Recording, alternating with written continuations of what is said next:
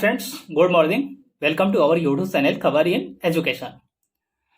दोस्तों, first of all मैं अपने यूट्यूब चैनल के बारे में आपको कुछ और एक दो मिनट में बता देता हूं। ये चैनल पे आपको बिहार शिक्षक बहाली से संबंधित, चाहे वो प्राथमिक शिक्षक बहाली हो या फिर एसटीईटी एग्जाम हो या फिर अदर स्टेट्स के भी जो बहाली होते हैं, जैसे में यूपी टेट हो गया, यूपी पीजीटी टीजीटी, ये सबसे रिलेटेड जो भी न्यूज होता है, या फिर झारखंड, अलग अलग स्टेट के भी जो भी टीचर से रिलेटेड न्यूज़न होता है, बहाली होती है, उससे रिलेटेड यहाँ पे आपको वीडियो मिलता है, वो भी फ्री ऑफ कॉस्ट। अब दोस्तों, अब आ जाते हैं हम लोग मेन मुद्दे पे। तो उससे पहले मैं आपको ये बताऊं कि अगर आपने इस चैनल को सब्सक्राइब नहीं किया है तो प्लीज सब्सक्राइब करके बेल आइकन दबा लीजिएगा, ताकि इस प्रकार का अगर कोई भी नोटिफिकेशन होगा, चाहे वो बिहार शिक्षक बहाली से हो, बिहार शिक्षा विभाग से हो, या फिर बिहार में किसी बहाली से रिलेटेड हो, तो सबसे पहले आपको मिल जाए। अब दोस्तों, आ जाते हैं मेन मुद्दे पे।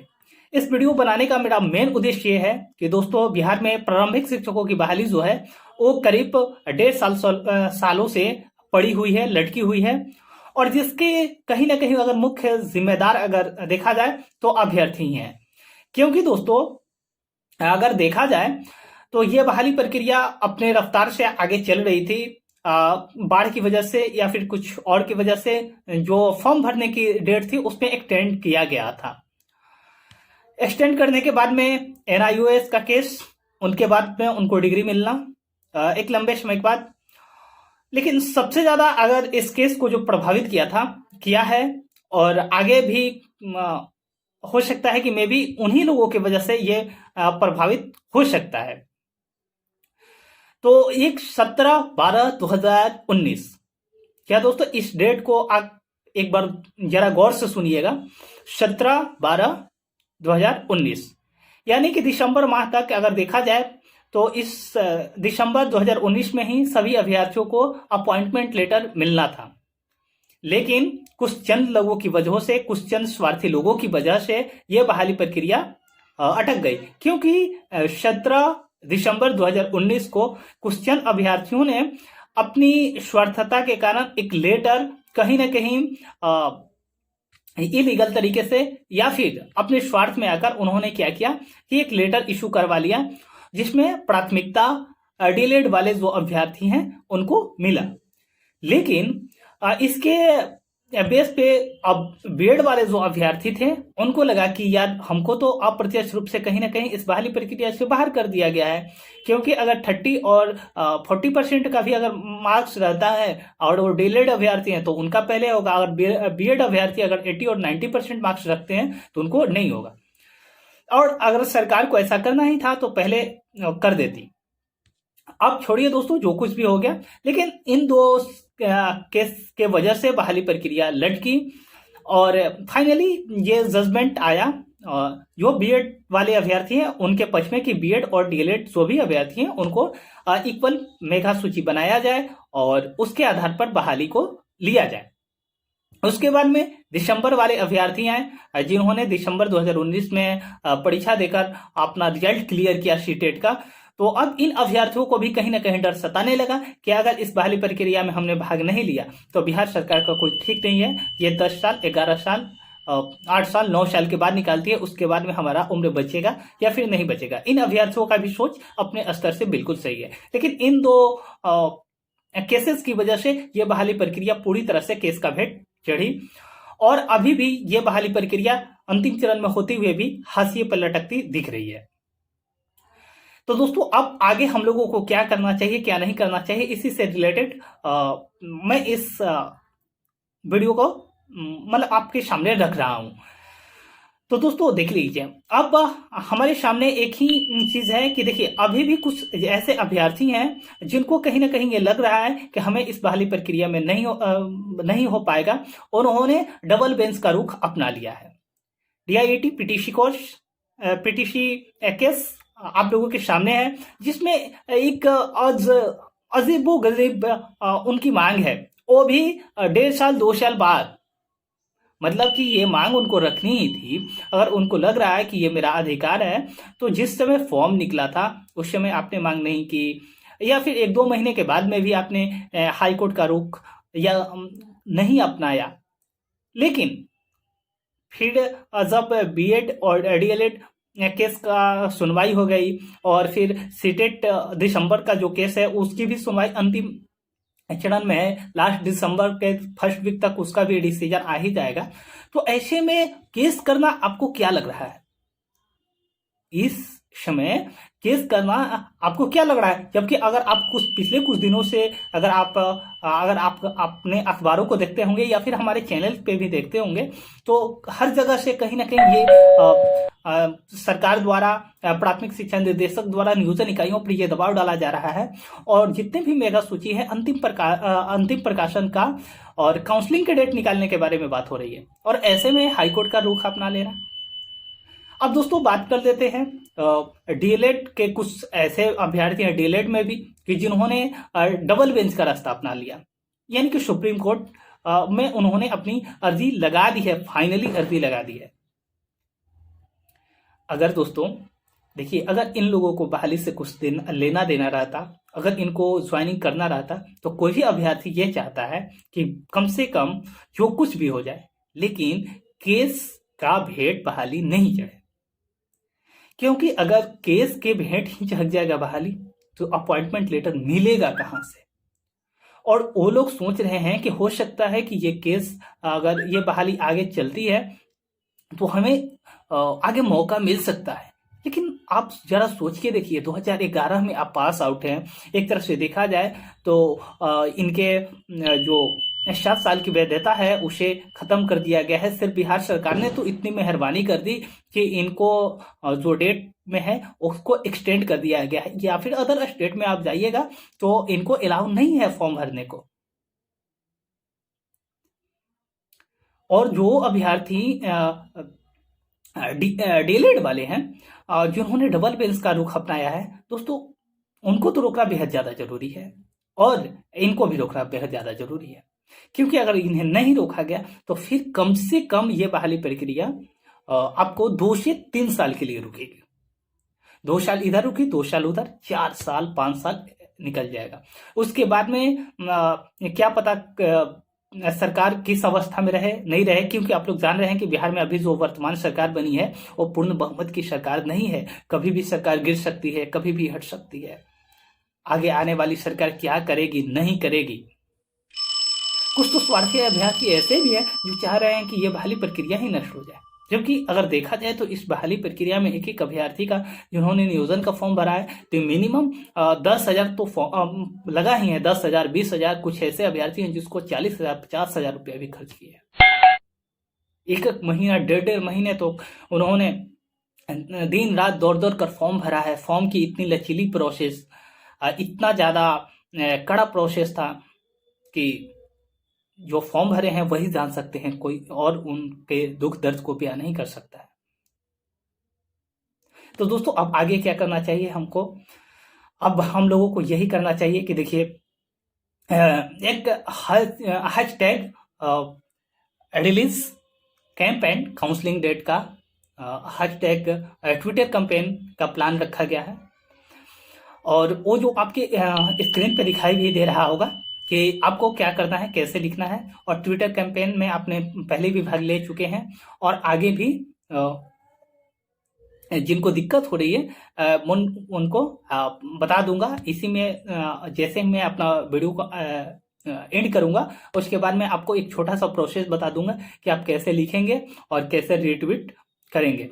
तो रीट्वीट करें ज़्यादा से ज़्यादा कल शाम यानी कि 26 नवंबर शाम 6 से 7 बजे के बीच में एक डेट रखा गया है, क्योंकि देखिए अभी जो सरकार है यहाँ पे विपक्ष बहुत ज्यादा मजबूत है और बिहार में इस बार का जो चुनाव हुआ था वो रोजगार के ही मुद्दा पे हुआ था। और तेजस्वी यादव जी का अगर पिछला बयान देखें तो उन्होंने कहा कि अगर 1 महीने के अंदर 19 लाख लोगों को रोजगार नहीं मिला तो हम सड़क से लेकर गली तक, खेत से लेकर खलिहान तक आंदोलन करेंगे।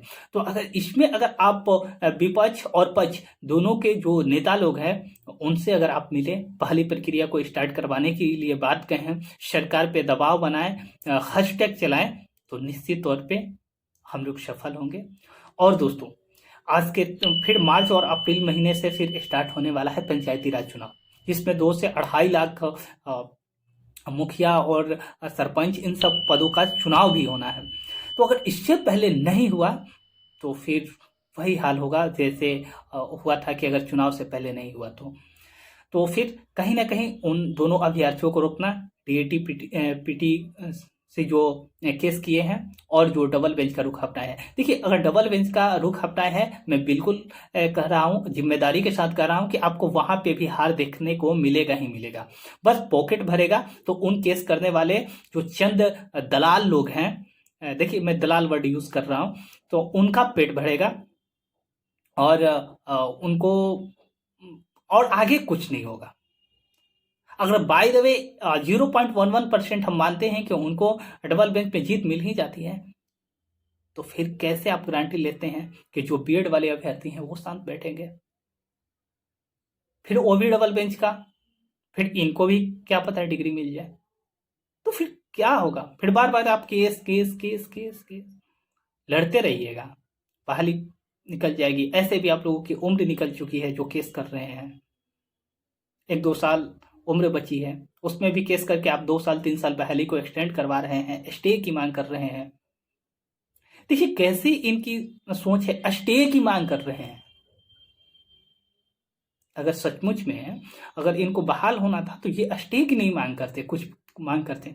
तो फाइनली तो दोस्तों कल जो 26 नवंबर शाम 6 से 7 बजे ट्विटर कैंपेन हैशटैग जिसका release camp and counselling date का डेट रखा गया है, जो आपके स्क्रीन पे दिखाई भी दे रहा है। और मैं उस फाइनली आपको बता भी दे रहा हूँ एक छोटा सा वीडियो बनाकर कि आप कैसे इस काउंसलिंग में इस ट्विटर कैंपेन में भाग लेंगे, कैसे करेंगे। और ज़्यादा से ज़्यादा इस वीडियो को शेयर कीजिए, उन सभी अभ्यर्थियों तक पहुंचाइए जो डीएलएड हों या फिर बीएड हों, जो इस नियोजन प्रक्रिया में भाग लिए हैं। वो उन 1 लाख अभ्यर्थियों तक इस वीडियो को पहुंचना चाहिए। और ट्विटर कैंपेन कल हमारा कम से कम नंबर 1 पे पूरे देश में ट्रेंड करना चाहिए। थैंक यू, धन्यवाद दोस्तों। तो देख लीजिए, आपको इसी प्रकार का जो हैशटैग ट्विटर कैंपेन है आपको चलाना है। जैसे में आपका जितने भी रिलीज हो गया, कैंप हो गया और काउंसलिंग डेट, ये तीनों का फर्स्ट लेटर कैपिटल होना चाहिए, बाकी सबका लेटर जो है वो स्मॉल में होना चाहिए। और इसका टाइमिंग आपको 7 से 9 बजे 2 घंटा पूरा चलना चाहिए। और मैं आपको अब ये बता देता हूँ कि आप चलाएंगे कैसे। जिन अभ्यर्थियों को ये कैंपेन में भाग ले चुके हैं तो वो तो जानते ही होंगे, वो स्किप कर सकते हैं। और जो नहीं जानते हैं तो उनके लिए मैं बता देता हूँ। अब दोस्तों देख लीजिए, मैं यहाँ पे आ चुका हूँ। ये मेरा अकाउंट है, मैं अपने अकाउंट को दिखा दे रहा हूँ सबसे पहले तो आपको। देख लीजिए, बेरोजगार आर के गुप्ता के नाम से मेरा अकाउंट है, मेरा नाम हुआ रोशन गुप्ता। और यहाँ पे मैं ऐसा ही आपका अकाउंट होगा। आपको तो सबसे पहले आपको अकाउंट बना लेना ही होगा।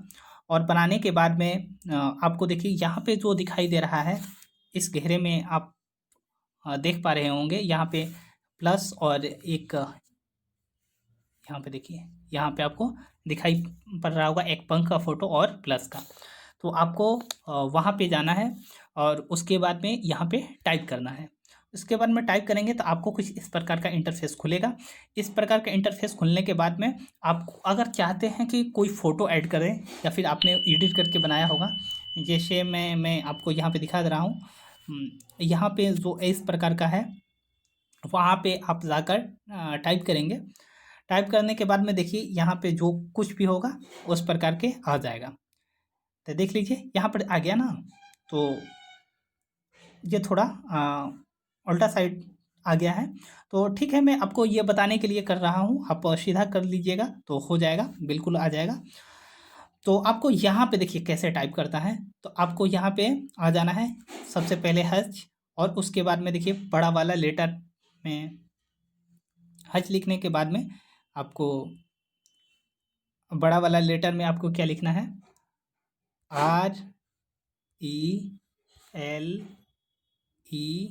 RELEASE। अब देखिए यहाँ पे जो स्पेस देने वाली बात होती है, तो वहाँ स्पेस आपको क्या देना है, तो इसके लिए आपको हिंदी में जाना होगा।